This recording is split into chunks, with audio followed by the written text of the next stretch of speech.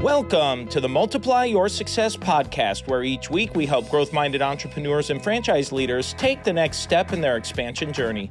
I'm your host, Tom Dufour, CEO of Big Sky Franchise Team, and as we open today, I want to talk about this idea of a personal brand. And I'm sure you've probably heard about that. If you're like me, I know I've wondered, what am I supposed to do about it? What does it mean? How does it work? And I thought, I'd really like to understand it from a simple and practical standpoint.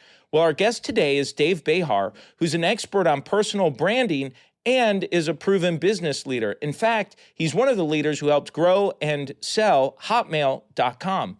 Now, Dave is the founder and CEO and chief executive athlete at Ion Network and Behar Brands, where he creates innovative brands in tech, media, sports, health, and food and beverage. He's committed to personal branding and collaboration. He develops digital platforms that foster positive interactions and transactions. He has a track record of success of building and exiting multiple companies, co-authoring 2 Amazon bestsellers, and serving on the Journalism and Media Studies Advisory Board at San Diego State University. You're going to love our interview, so let's go ahead and jump right into it.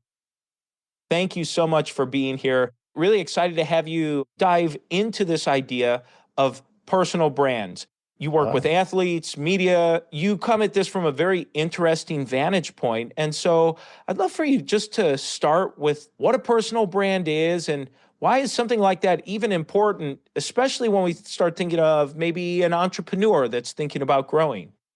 If you're a person, you are a brand. Your brand makeup comes in so many ways, but you want to be able to keep track and keep inventory. And there's no real textbook way other than, listen, you have the business you're in, the place you're from, even colors you look best in. As far as industry goes, what is the appetite for your personality, which means it's not just a brand personality, like, hey, I'm in this industry as I am this person in the industry that is either taking shape of having authority. And in that case, part of your brand is that you're a leader and you're well-spoken, you're part of different organizations, you have success, whether it be monetarily or visibly or both. And at the end, how do you carry yourself, the acumen? And of course, in my case, I like to go into what is how you're presenting yourself, not just what would be, let's say, on stage or in any kind of interview type of thing, but, what you look like. Are you, fairly well groomed? What color are you wearing? Even to the season, there's summer, fall, winter, spring, and colors are a part of that. Of course, it makes you look according to your skin and hair type, et cetera. So personal branding. And are you behaving yourself or do you need to? That's really interesting. Well, I hadn't thought about the idea of colors and the colors you choose to wear and the time of year at which you do, but certainly that makes a lot of sense. Well, not necessarily the time of year. There's warm and cold temperatures, but we're talking about related to your hair color, your skin type, and even to some extent your height and weight and stuff. So, I mean, in a way, I'm a winter, and that's because of my physical makeup. But summer, certainly summer. So they can wear certain colors. They look better in certain colors, and certain styles of what they wear, whether it be in just a casual or a business setting. So the color palette, is everything. That's why you see some great looking fashion color palettes, as well as, in sports and athletics, what looks great for that team. And then finally, the athlete. How would someone start to sort through some of that and maybe figure out some ideal colors or type of dress that they might wear? Yeah. Well, I mean, first of all, you want to be able to know yourself a little bit, what you like wearing versus feel comfortable or uncomfortable wearing. But also, it really comes down to, you could just look up according to your hair color, your skin color, your eye color. That'll immediately tell you are a certain season. Doesn't mean that you can't wear a color or something that you've been wearing for years or whatever, but there's a good chance that you look better in something that's more within your season makeup, like earth tones and icy tones and spring. You think about like the Easter egg tones, pastels. Not everybody looks good in that stuff. And once you start looking at that a little bit and then saying, well, I am sort of fitting within the season, your wardrobe will start to emulate what it is that you are and what you're, looking best at. So, Very, very interesting. Someone might be listening in and say, okay, well, I appreciate that and I get the color thing. That makes yeah, sense, right? I mean, it's physical, it's tangible, it's kind of easy to get, but I'd love for you to share some effective strategies for developing a personal brand that reflects that entrepreneur, that leader's unique qualities and what they yeah. bring to the table. Well, I'll just, give you an example, and it's not related to your business, right? It's if you're an entrepreneur and you are connecting to the brand that you are selling, the business that you're building or have built, those are certainly indicators. And then what industry of the types of things that are part of your personal brand. Like, for instance, even in your case, Big Sky, immediately you think of something big, something expansive, something that can grow. It's a big picture, right? Versus you saying, hey, this Tom's franchise service, type of things. Like, okay, I'm sure you're successful, but now I've got to peel more back and how big of a thinker you really are. So some of those elements certainly include, are you extroverted, introverted? Are you great on camera? Are you outspoken? Have you developed something innovative? And again, this links business with personal, but often your reputation precedes you, right? So it's like, yeah, that person's has a great deal of success. They're helping people succeed, or they are innovating. They're a disruptor, and it goes from there. I think what's important to know is that it's, where do you see yourself and where do you want to be? And your personal brand will basically take it. Your brand personality, your personality is everything. Not that you have to then be something that you're not, like funny or, sophisticated. It's just who you are. And that is, as long as you're being authentic and, delivering on that, it's super important. Well, Dave, I'd love for you to share maybe an example or two of folks you've worked with or with yourself or others out there that just might be a reference point to talk about. Well, I mean, I think first of all, you can look at what is a political landscape, a business landscape, and that, again, that person's delivery. Some of the examples would be somebody who is, again, even a performer, a celebrity, certainly an athlete. Are they soft spoken and or well spoken and easy on the eyes?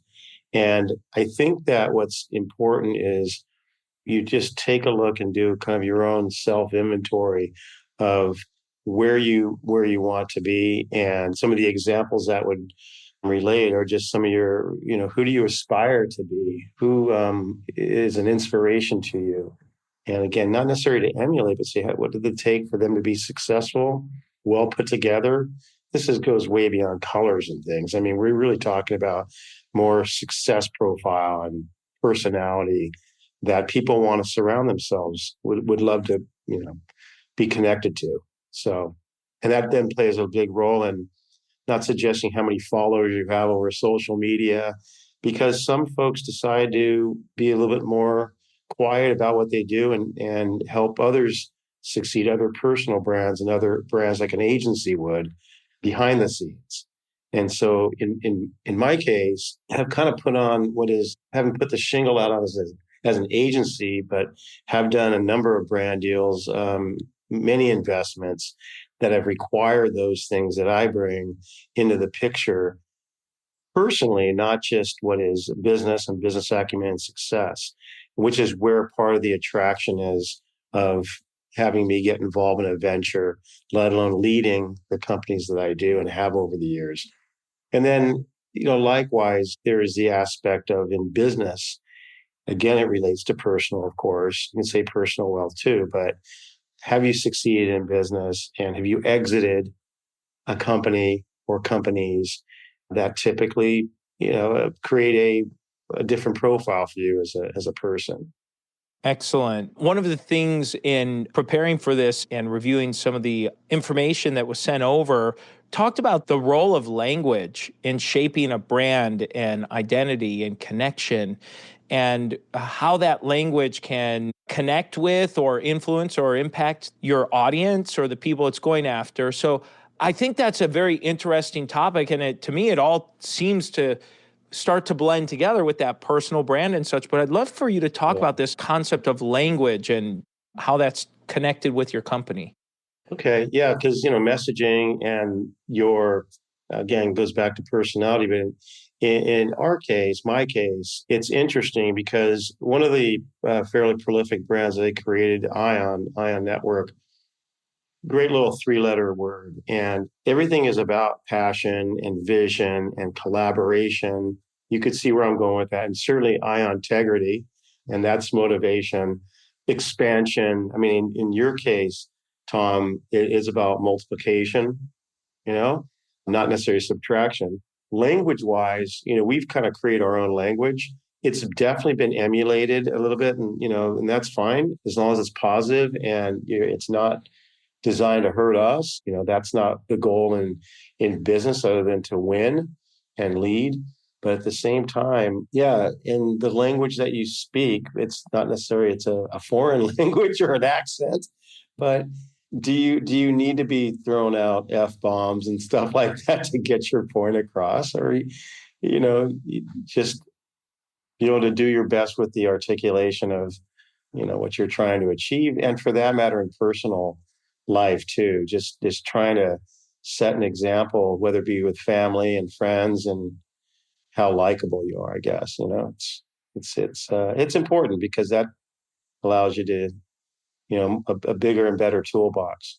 So language wise, I mean, you could talk about love languages. Yeah, and that does play a role in your personal brand when you're talking about relationships and stuff like that. So that's Excellent. important to keep up on. It's important. I think it's all the above. Anything you can do for continuous improvement for your personal brand, and certainly as a business brand, you know, definitely. And keep track, because those things are important. They're not always real clear that you need to do them, and speak eloquently and articulate. But you want to take inventory of that for sure. You've built a brand, this personal brand, a reputation, and so on. And you're at a point where it says, okay, well, now I need to protect this. And so, what are some ways or strategies or things you do for protecting your brand personally and for your businesses, or ideas or suggestions someone might be able to take away from this conversation? Well, I'll tell you, both personal and business is to stay ahead. You can kind of follow a few things, but you want to have that winning approach and staying ahead of things. As far as personal branding, first is you can protect your personal name, and one of them is simply through the domain process. Register your name one way or the other, and either have it exist so somebody else isn't using it, and or there's confusion, because you definitely want to take note of confusion type of things, whether it be a person or a brand that is using your same intellectual property. In this case, when you're talking about personal brands, your own name, and because you don't want to be defamed or anything like that, depending on what profile you lead or intend to be delivering on, and certainly create the presence. There is, better for worse, people are found in all sorts of searches, whether it be simple Googles, obviously, not necessarily by name, but in dating situations, stuff like that. But it's making sure that you're protecting who you are. And if you are in a position to have a reasonable social media footprint, do it in more than one place, certainly create some level of profile to say, this is me. I mean, there you go. You want to be found. You want to be found at the top if you're leading, especially in your name and protecting your name, your good name, right? I think that's super important. And there's always going to be confusion if you have a name that is popular, a common, and you're not related one way or the other to others with the same name, last name. Very, very helpful. Thank you. And how can folks get connected with you, learn more about what you're doing, and find out about that? There's a couple books I co-authored, of course, as in the Peak Performance series, both in entrepreneurism and leadership. But simply, and I have no problem. Hey, here's my email address. You want to throw me an email? Please do. Don't send your spam my way, but if it's something reasonable, whether it be conversationally or even to pitch something, I'm all ears, and you'd hear from me if I'm interested. And it's Dave, Dave, at ions.com, two great four-letter words. And, but, of course, I'm out a little bit in the social media. For better or for worse, I don't spend a lot of time at all, other than our team, doing the social media inputs with all the different leagues we're involved with, organizations, events, besides brands. So, I mean, you could check me out a little bit in the different social platforms. And you could just, put Google to work, right? You can friend me, follow me, whatever you like, and I'm sure we'll be connected that way. Just Dave@ions.com. So, Perfect. yeah. Well, thank you so much, Dave. Well, this is a great time in the show, and we make a transition, and we ask every guest the same 4 questions before they go. And the first question we ask is, have you had a miss or two on your journey and something you learned from it? There was a missus. That was a miss. I had chose to leave the marriage. As far as choosing wisely, I think that's super important in people's decision making. So there was a miss there, and as well, it's always wanting to be a better parent and being able to provide those things, because that plays a role in your well-being and happiness. And then in business, I would say that maybe selling a company too soon. Just in terms of decision making, there's things I wish I would have held on to longer versus selling them early at a lower valuation, stuff like that. I can get into specifics, but that'll probably take another, bit of time. So there's some misses, I guess. You know, it, Folks talk about failures, learning from failures, and things like that. And as long as you keep being that student and keep learning from the mistakes and from those, but you also want to learn from success and try to duplicate that success. So, Thanks for sharing those. And let's talk about a make or two, some highlights that you'd like to share. I was very excited about what we did. And this is a ways ago when we had developed Hotmail, which was acquired by Microsoft at a very significant valuation. It was one of Silicon Valley's first or largest deals at the time that, more or less we revolutionized email at the time. And so as a communication tool and such. But that fundamental was following what we did with the Pac-10 conference, the winningest conference in the NCAA, has since gone through a little transition of member institutions.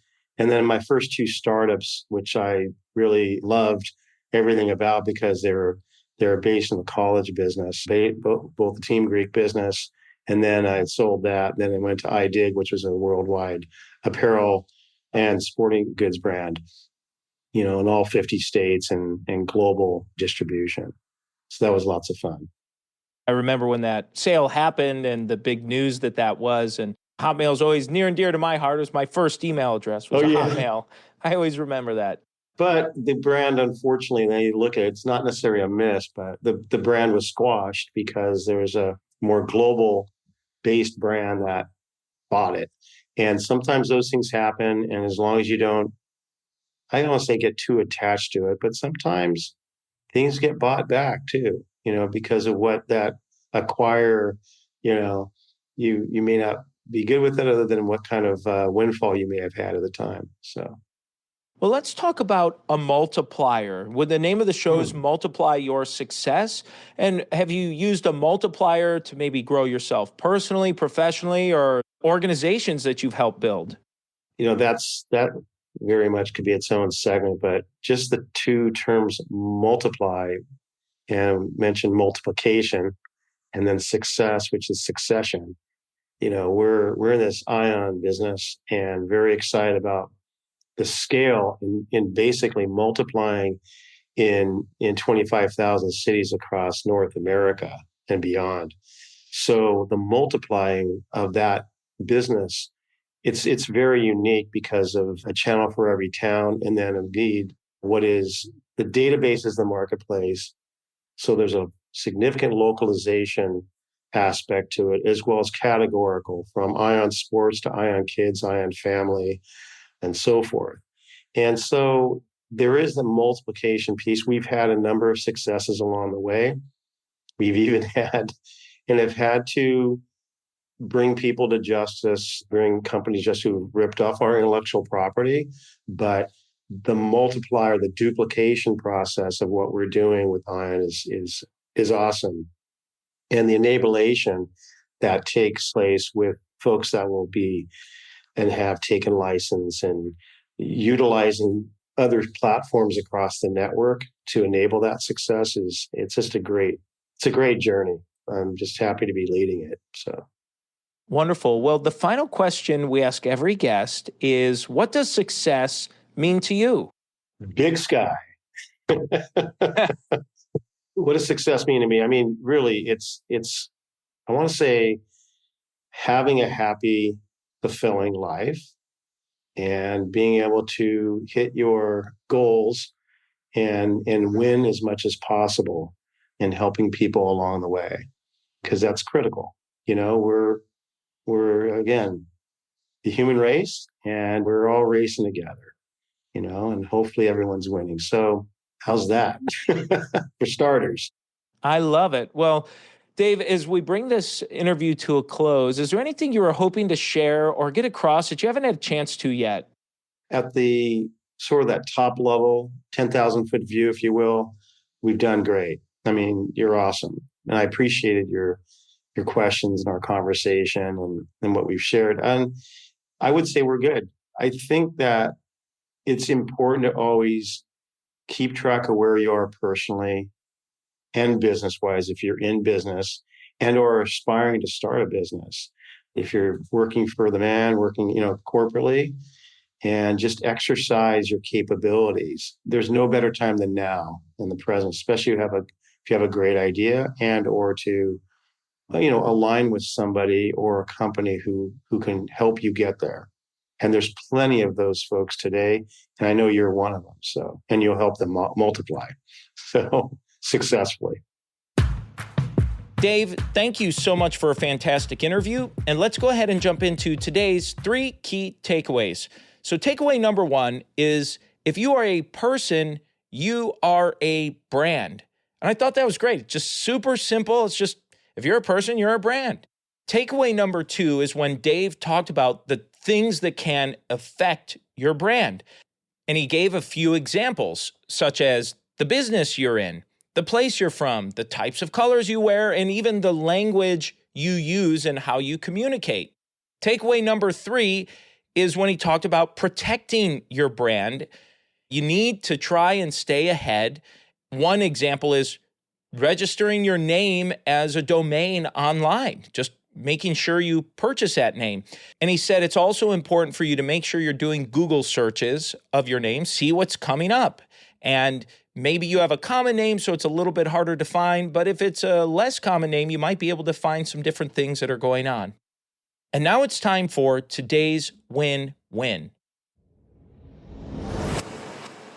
So today's win-win is when Dave talked about the importance of being authentic. And that is a term that's used a lot today. We hear that go on, and sometimes you kind of tune that out. But I think his point is well made. Being authentic is likely the most important thing to your personal brand. Meaning, don't try to be someone or something you're not. Recognize people are smart, and they usually can figure out if you're being authentic or real, and they'll get a sense of that. So, as with all things, be yourself. Focus on that, and people will get the real sense of who you are. And that's the episode today, folks. Please make sure you subscribe to the podcast and give us a review. And remember, if you or anyone you know might be ready to franchise their business or take their franchise company to the next level, please connect with us at BigSkyFranchiseTeam.com. Thanks for tuning in, and we look forward to having you back next week.